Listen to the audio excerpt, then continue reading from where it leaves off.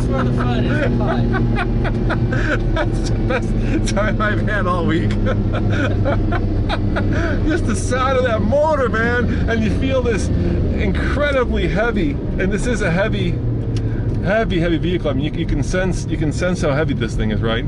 Yes, I have an interesting story regarding this truck. So I was having a good time in a very liberal town, like maybe Boulder, like something like that. Like our hometown. And had a little too much fun, so I had to leave the truck out on the street overnight. When I woke up in the morning, I found this sign in the windshield. So I thought I would keep it for fun. So somebody decided to take the time to print out on a colored card, take this car and move to LA immediately.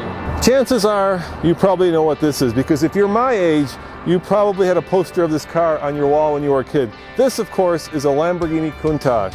But you may be wondering to yourself, why is there a Lamborghini Countach on a truck channel? And the answer to that is right here. Check it out. It is one of only 301 Lamborghini LM002s. And it is a truck. And thanks to our friend Victor at High Mountain Classics and his friends at Renstall, we're going to take this truck and we're going to take it for a ride. And that is coming up right now on the Fast Lane Truck.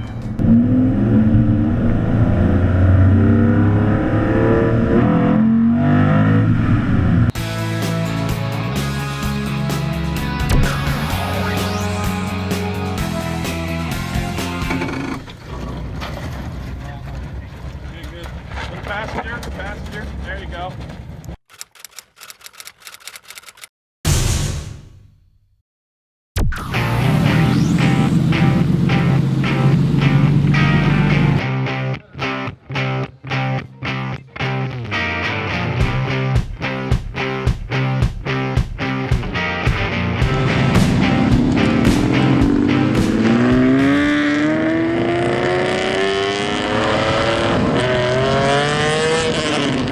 All right, Victor. Hey, once good again, to see you. Once again. Good Last to time see we you. talked about pre-war Bugattis, but now, man, now we're talking about yeah. the car and cars that little kids dream of, at least little kids my age. I had the poster for this, the red one on my wall. All right, so tell me, what year is this Lambo? What's the model and what makes it special? This is the 1979 Lamborghini Countach, Yep. LP400S. Okay. The S designates the flares. The model before this had no flares and had little wheels and tires. But this is the first variant of the Countach that has these flares that came to define a lot of the look of the car. So it's the very first of that, and it's low like the original Countach. Later years got taller and heavier and more powerful too, but this is the very first of the flared Countach, and it's very rare. They made 29 of this variant. Very rare. How much is it worth? Oh, who knows in this market? I'd say a little under $1 million. Now,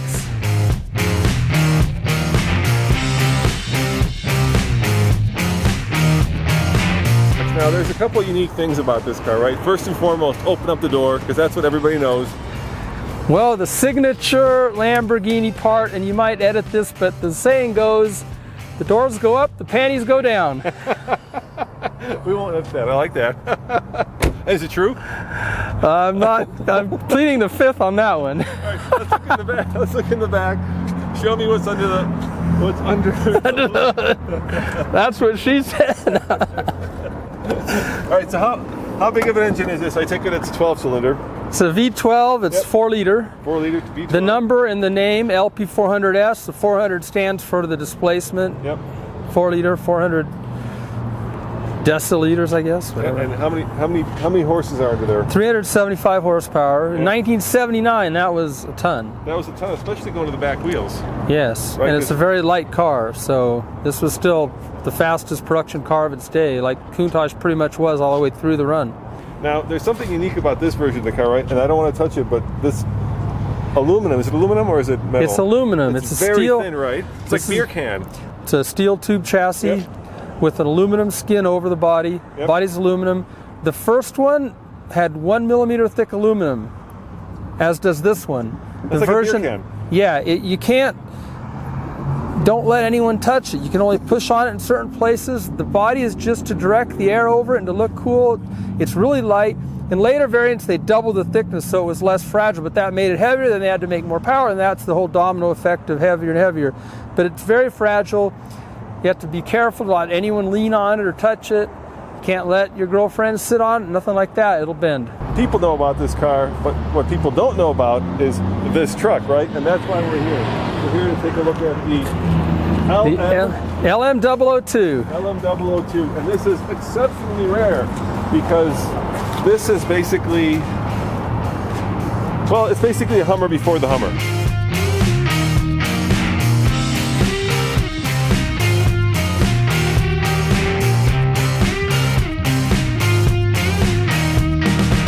So tell me about how many of these were made. Let's start with that. Well, they made 301 of them from 1988 to 92. And Lamborghini's always been ahead of its time. So this was 1988, before the SUV craze, before SUVs were cool to have, but Lamborghini was there. They made this. It's a serious off-roader. If you look underneath, you can look at the A-frame of the suspension. It's like bridge girders. You can't hurt it. It's solid. It has the Countach motor. Same motor as this, but the downdraft version, the bigger 5.2-liter version of the motor. So it's very fast for its day. Now everything's fast, but 455 horsepower in an SUV in 1988 was unheard of. It wasn't until recently that the Porsche Cayenne Turbo beat this number for an SUV. This was the highest horsepower SUV for decades.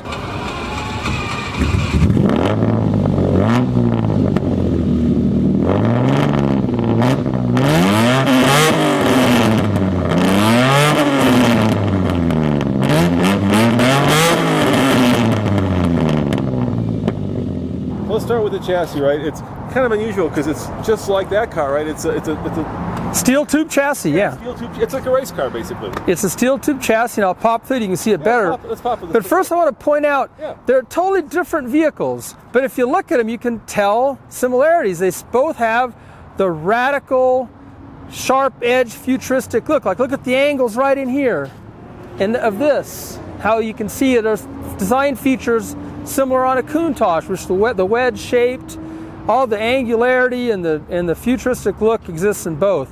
And I'll pop the hood and you'll be able to see the Countach V12 and the space frame chassis. Now this is parts of this are fiberglass, parts are steel, right? It's a heavy vehicle. They tried to make it light by using fiberglass in non-structural areas, like the front fenders and the hood, but the doors are steel, the A-frame, parts that are important for rollover or crash protection are steel. It's still heavy even though they tried to make it light, but you can see here the chassis is big, heavy steel. It's really beefy. Yeah, look at that engine. It's just monstrous. What's the four-wheel drive system like? Is it comparative to a modern system, or is it No, classic? it's classic, it's robust, it's unbreakable, but it's old school. Yep. If you look in the interior, I can show you there's levers for high and low, transfer case. Let's look in the interior. And as you walk around, well, look, you got manual locking hubs, so it's old school that way. Victor, where do you get manual locking hubs for a Lamborghini today if you break those? We'd have to make them in our machine shop. Yeah, there's no way you don't get them. Yeah.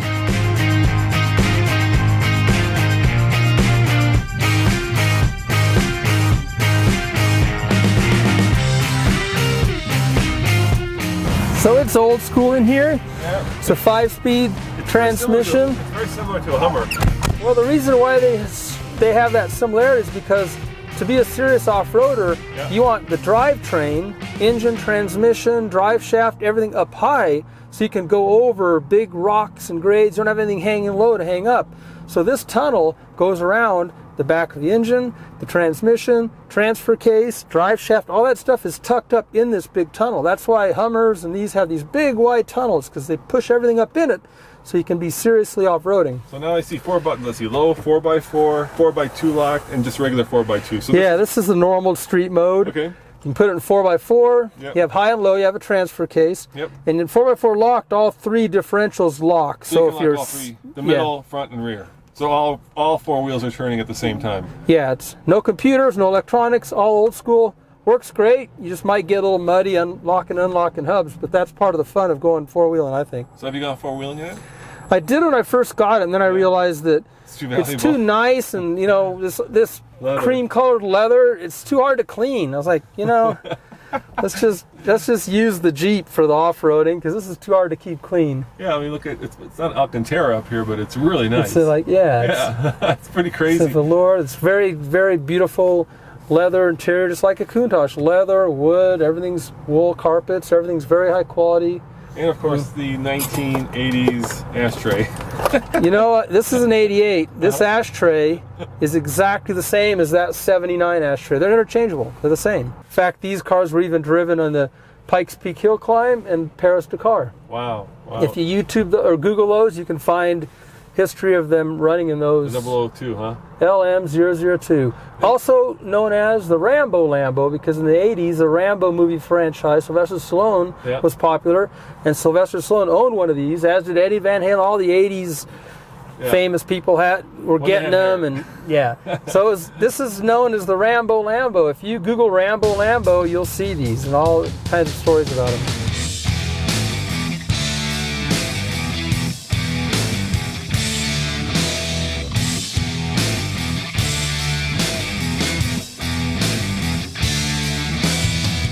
Lamborghini SUV also has an opening tailgate with room in the back seat for 4 pretty girls or whatever you want to put back there. There's a removable trunk in there too to put luggage if you want. I'll show you how this opens up.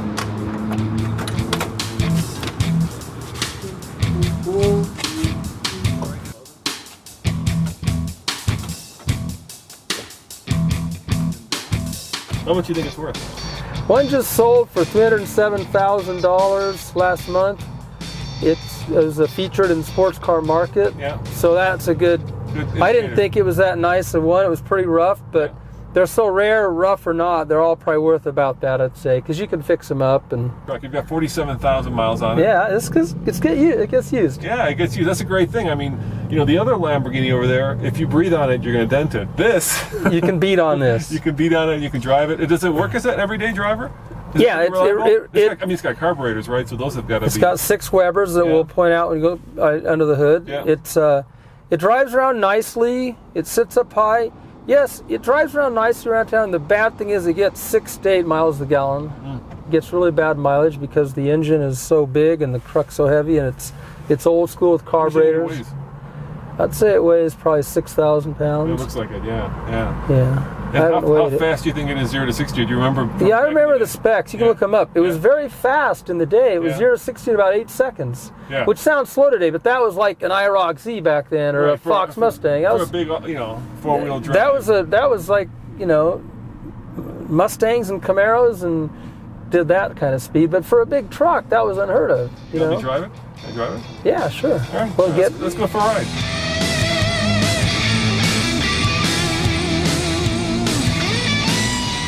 Oh yeah, it's easy to drive. Yeah, I can see this.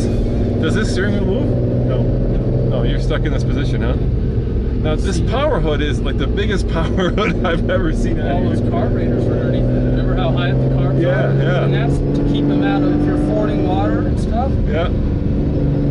Keeps up out of the water. Oh, it just sounds magnificent. Oh my God. Nothing sounds like the Lambo 12.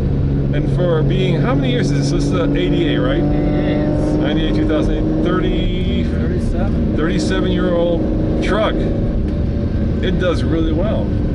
37-year-old exotic truck, Victor. Now I gotta say, I looked up on Wikipedia.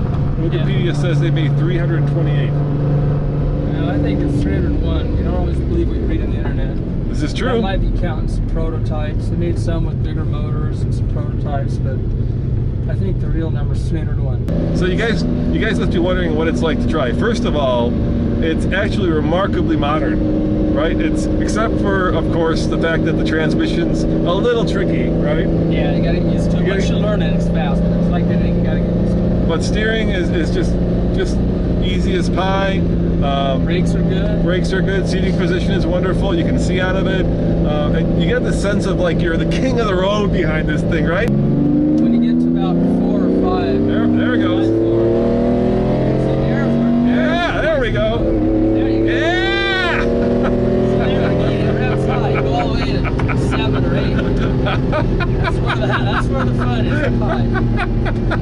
That's the best time I've had all week.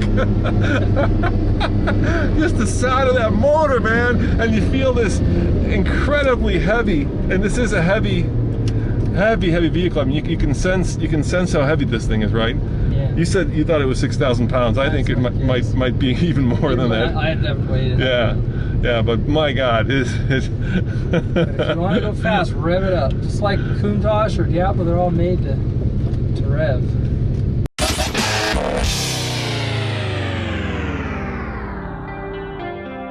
Aston Martin Countach. Remember that car? Oh, yeah. Yeah, that was an 80s car. This reminds me. Yeah, it's got that same kind of vibe going on. Everything is very square. Everything is really like, you know, 80s. I could just see a little bit of like Pet Shop Boys or Duran Duran. Yeah. You must have been the man, dude, in LA driving around with this. Oh, good God.